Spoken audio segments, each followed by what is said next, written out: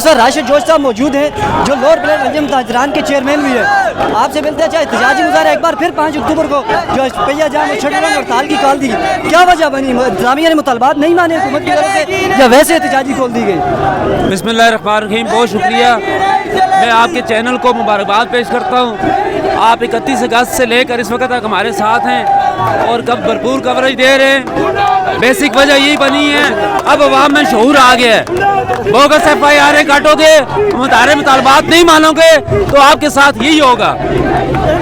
ये पुरअमन अवाम है, पुरअमन एहतजाज कर रहे हैं, ये बिल्कुल पुरअमन लोग हैं। आज देखो कहीं पे टायर नहीं जल रहे, कुछ नहीं हो रहा। ये आपके लिए एक मैसेज है कि हम पुरअमन लोग हैं, हम अपने हकूक की बात कर रहे हैं। हम कि कोई किसी और हमारा कोई नेरा नहीं है, हम अवाम के बुनियादी हकूक और वसाइल की जंग लड़ रहे हैं।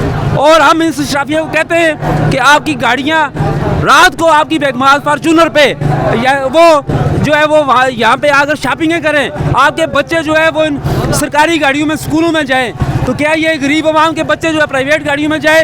ये दोहरा मेयार अब नहीं चलेगा। आपको अपनी मराहत ख़त्म करनी होगी।